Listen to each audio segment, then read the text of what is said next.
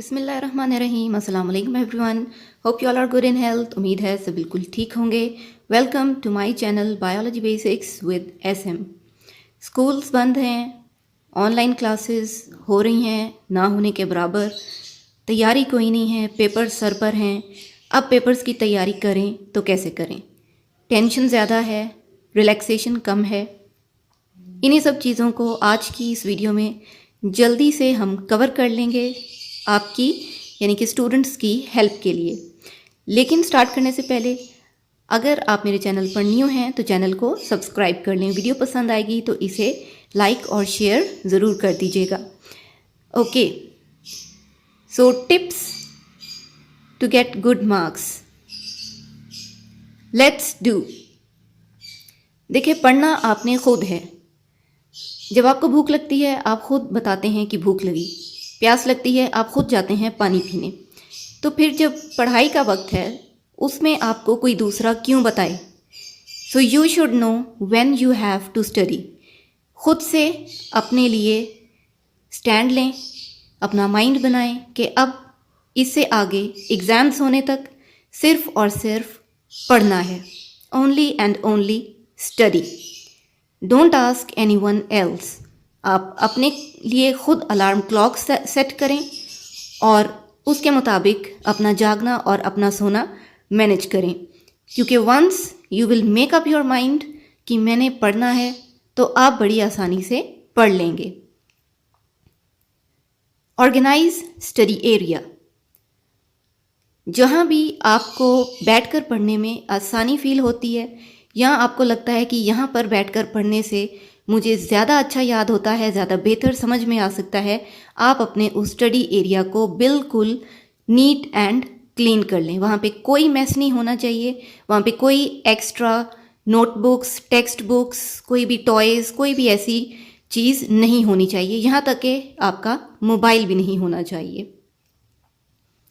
Compile study material.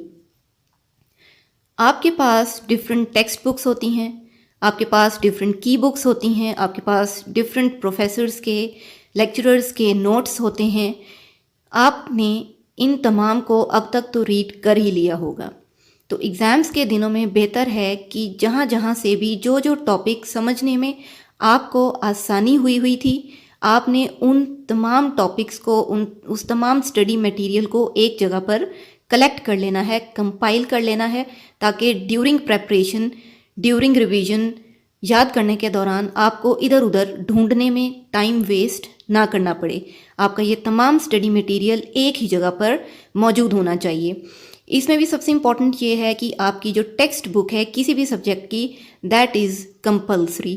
सबसे पहले आप अपनी टेक्स्ट बुक को इम्पोर्टेंस दें, उसके बाद आप अपने बाकी नोट्स या हेल्पिंग बुक्स को जो है वो गो थ्रू कर सकते हैं। बुक्स के अलावा बिकॉज़ ऑनलाइन दौर है, ऑनलाइन टाइम चल रहा है, तो आप इंटरनेट पर भी अपने डिफरेंट टॉपिक्स को हेल्प आउट करने के लिए सर्च कर सकते हैं। जितना ज़्यादा सर्च कर लेंगे उतना आपके लिए बेनिफिशियल होगा, ठीक है ना। चाहे आप इंटरनेट से सर्च करके अपने लिए कोई आसान सी लाइंस सिलेक्ट कर लें, तो चाहे किसी बुक में से कर लें, चाहे नोट्स में से कर लें, जहाँ से भी आपको ईजी लगे, लेकिन एक दफ़ा तमाम चीज़ों को कंपाइल कर लें ताकि एग्ज़ाम के दौरान इन सब को ढूंढना ना पड़े, एक ही जगह पर आपको सब कुछ मिल जाए। फाइंड काम प्लेस। पुरसुकून सी जगह अपने घर में अपने पढ़ने के लिए बना लें। बहुत से लोग हमारे यहाँ जॉइंट फैमिली सिस्टम में रहते हैं। आई नो कि बहुत सौ के लिए बहुत टफ़ है अपने ही घर के अंदर एक ऐसी पुरसुकून जगह को जो है वो बना सकना या ढूंढ सकना जहाँ पर वो आराम से बैठकर बग़ैर किसी शोर शराबे के, बग़ैर किसी जो है वो हल्ले गुल्ले के अपना काम जो है वो उस पर कंसंट्रेट कर सकें, अपनी स्टडी को जो है वो ध्यान से कर सकें। बेहतर है कि आपको ऐसी जगह मिल जाए। अगर ऐसा है तो आप आसानी से जो है कोई भी चीज़ बैठकर याद कर सकते हैं देर तक। आम तौर पे कोई ऐसी जगह सिलेक्ट कर लें जहाँ पर नेचुरल लाइट आ रही हो, मतलब नियर अ विंडो। आप किसी विंडो के आसपास अपनी ऐसे बैठने की जगह बना लें जहाँ पर आप दिन के टाइम में सूरज की रोशनी में बैठकर पढ़ सकते हो। स्पेशली सर्दियों में, गर्मी है तो आप थोड़ा सा साइड पर होकर भी बैठ सकते हैं, बिकॉज सन लाइट इटसेल्फ जो है वो आपके मूड को, आपके माइंड को एक फ्रेशनेस देती है। डू ट्राई दिस ट्रिक, आप यकीनन फ़ायदा उठाएंगे। Set time table. Time table का सेट होना बहुत ज़रूरी है। देखिए, अल्लाह ताला ने दिन और रात भी जो है उनका एक टाइम सेट रखा हुआ है। अपनी मर्ज़ी से ही दिन नहीं हो जाता, अपनी मर्ज़ी से ही रात नहीं हो जाती। आपको भी दिन के कुछ घंटों को अपने लिए सिलेक्ट करना होगा कि आपने कितने घंटे पढ़ना है। फॉर इंस्टेंस, अगर मैं अपनी बात करूं तो बड़े आराम से 10 से 11 घंटे आप पढ़ सकते हैं, स्पेशली जब आपके एग्ज़ाम्स हैं। और बल्कि एग्ज़ाम से पहले भी यही वो टाइम है जिसमें आपने सारी तैयारी एक ही दफ़ा अच्छे तरीके से करके रख लेनी है, ताकि during the exam paper day उस दिन में आपको कम से कम टाइम में कम से कम रिवीजन करनी पड़े और ज़्यादा से ज़्यादा आपको ऑलरेडी पहले से ही याद हो चुका हो। टाइम टेबल सेट करने में कम से कम आप 11 से 12 घंटे अपने आप को ज़रूर दें स्टडी करने के लिए, और ज़्यादा से ज़्यादा तो फिर आपकी अपनी चॉइस है। और ये भी आपकी अपनी चॉइस है कि आप लेट नाइट तक जागकर पढ़ना चाहते हैं या फिर आप अर्ली मॉर्निंग उठकर पढ़ना चाहते हैं। Well, I will prefer early morning. जितनी सुबह आप उठकर आउटडोर में बैठकर या चल फिर कर पढ़ेंगे, उतना ही उस फ्रेश एयर में आप जो है वो ज़्यादा अच्छे तरीके से चीज़ को अपने माइंड में बिठा सकेंगे। Look out questions. आपकी जितनी भी बुक्स होती हैं उनमें एक्सरसाइजेस दी हुई होती हैं, उनमें ब्लैंक्स दी हुई होती हैं, उनमें MCQs दिए हुए होते हैं, शॉर्ट क्वेश्चंस दिए हुए होते हैं। आपका काम ये है कि आपने जो भी थ्योरी के आपके पेपर्स हैं उनको थॉरोली स्टडी करते करते क्वेश्चंस को ज़रूर गो थ्रू करना है। एक दफ़ा आप क्वेश्चंस ज़रूर पढ़ा करें, फिल इन द ब्लैंक्स ज़रूर पढ़ा करें, ताकि जब आप फिर थ्योरी को रीड कर रहे हों तो आपको पता हो कि किस किस्म के इम्पॉर्टेंट क्वेश्चंस इसके अंदर से बनाए जा सकते हैं और आपको दिए जा सकते हैं, चाहे वो आपका टेस्ट हो तो फिर चाहे वो आपका पेपर हो। और पास्ट पेपर्स को तो सॉल्व करना कभी भी मत भूलें। मेरे चैनल पर क्लास 9th की और क्लास 10th की सॉल्व्ड MCQs की चंद एक वीडियोज़ मौजूद हैं, आप उनसे हेल्प ले सकते हैं। Take short breaks. वेल, पढ़ते पढ़ते डेफिनेटली आप थक जाएंगे, एग्जॉस्ट हो जाएंगे। तो ये ज़रूरी नहीं है कि अगर आपने दिन के 7 घंटे, 8 घंटे या 10 घंटे फिक्स कर लिए हैं पढ़ने के लिए तो बस अब आपने उसमें पढ़ना ही है। नो, आप हर 1.5 से 2 घंटे के बाद छोटी छोटी ब्रेक्स ले सकते हैं। उन ब्रेक्स में आप अगर बैठ के पढ़ रहे थे तो आप उठकर चल फिर सकते हैं। अगर आप चल फिर कर पढ़ रहे थे तो फिर आप बैठकर अपने कोई डिफरेंट स्नैक्स एंजॉय कर सकते हैं, टी टाइम एंजॉय कर सकते हैं, डिफरेंट जूसेस एंजॉय कर सकते हैं। छोटी छोटी सी ब्रेक्स आपने इन घंटों के दौरान में ज़रूर ले लेनी है, ताकि आपका माइंड जो है वो एग्जॉस्ट ना हो और ना ही आपकी बॉडी थके। रिटन प्रैक्टिस, ये तो सबसे ज़्यादा ज़रूरी है। बाज़ बच्चे कहते हैं हमारी तैयारी इतनी अच्छी थी, हमने प्रैक्टिस इतनी की हुई थी, लेकिन हमारा क्वेश्चन पेपर जो है वो टाइम पर सॉल्व नहीं हो सका, टाइम कम था। ऐसा कभी नहीं होता। अगर आपने रिटन प्रैक्टिस की हो तो आपको कभी भी 3 घंटे का टाइम पेपर सॉल्व करने के लिए शॉर्ट नहीं लगेगा। रिटन प्रैक्टिस में आप डायग्राम्स को ज़रूर बना के चेक करें, इक्वेशंस को ज़रूर लिखें, फार्मूलाज को ज़रूर लिखें, इंपॉर्टेंट डेट्स को ज़रूर लिख कर याद करें।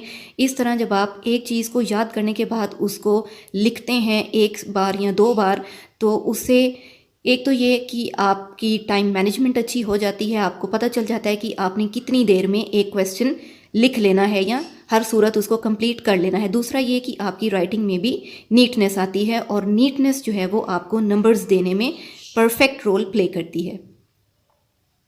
Make headings.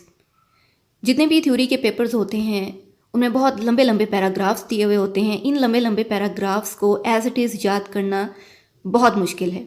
हाँ, लेकिन यह आसान तब हो जाता है जब आप इन पैराग्राफ्स को स्टडी करके उनकी हेडिंग्स बना देते हैं। आप 2 लाइन्स स्टडी करें, 3 लाइन स्टडी करें और उन 2 या 3 लाइन्स को आपस में कंपेयर करके उसकी एक हेडिंग बना दें। उसके बाद उसी एक पैराग्राफ की आप दूसरी हेडिंग बना दें। इसी तरह से अगली 2-3 लाइंस को रीड करके आप तीसरी हेडिंग बना दें।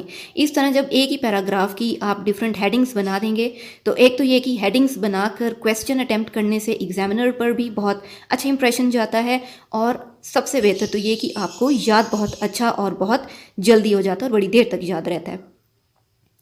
Sleep well. टेंशन ले लेने से कोई फ़ायदा नहीं होने वाला। तैयारी आप बहुत अच्छी करके जाएं। एग्जामिनेशन रूम में एंटर होते ही आप जो है वो टेंशन के मारे बेहोश हुए हों, ऐसा नहीं होना चाहिए। मैंने ऐसे कई स्टूडेंट्स को देखा है, बड़े ऐसे ब्रिलियंट स्टूडेंट्स को देखा है जो याद तो बड़ा अच्छा करके आए हुए होते थे, उन्हें पता होता था कि we are going to attempt 100%, लेकिन जैसे ही वो एग्जामिनेशन रूम में आते थे तो दे जस्ट फेल्ट अनकॉन्शियस, बेहोश हो जाते थे। वाई? बिकॉज जी नींद पूरी नहीं हुई होती थी। नींद ज़रूर पूरी करें, थोड़ी देर के लिए सोएं, लेकिन बेहतरीन सो लें ताकि जब नेक्स्ट डे पेपर वाले दिन आप उठें तो बिल्कुल फ्रेश उठें। कॉन्फिडेंस के साथ आपने हमेशा अपने एग्जामिनेशन रूम में एंटर होना है। आपको फुल फेथ होना चाहिए इस बात पर कि चाहे मैंने तैयारी कम की है या ज़्यादा की है, बेहतरीन की है, इससे बेहतर तैयारी मैं नहीं कर सकता था, और इंशाल्लाह पेपर में अब जो कुछ भी आया हुआ होगा वो मैं ज़रूर अटैम्प्ट कर लूँगा अच्छे तरीके से विद इन टाइम, और जो है वो ए या A+ ग्रेड्स ज़रूर ले लूँगा, या एटलीस्ट 3 to 3.5 3.6 GPA मैं ज़रूर ले लूँगा या ले लूँगी। कॉन्फिडेंस अपना आपने लूज़ नहीं होने देना। So that's it. I hope ये टिप्स आपके लिए हेल्पफुल रही हों। अगर ऐसा है तो आपने वीडियो को लाइक ज़रूर करना है, इसको बहुत सौ के साथ शेयर कर दें ताकि जो भी बच्चे टेंशन में हैं उनकी टेंशन कुछ तो रिलीज़ हो। आई एम श्योर रिलीज़ होगी। कमेंट सेक्शन में अपना फीडबैक ज़रूर देना है अब भी या एग्जामिनेशंस देकर आने के बाद भी कि क्या इन टिप्स को फॉलो करते हुए आपको फ़ायदा हुआ या नहीं। मेरे चैनल को सब्सक्राइब कर लें और साथ ही लगी बेल आइकन को भी हिट कर दें ताकि जितनी भी नई वीडियोस बनती जाएं उनका नोटिफिकेशन फौरी तौर पर आपको मिल जाए। Good luck for your examination. Till my next video, stay safe, stay healthy. अल्लाह हाफिज़।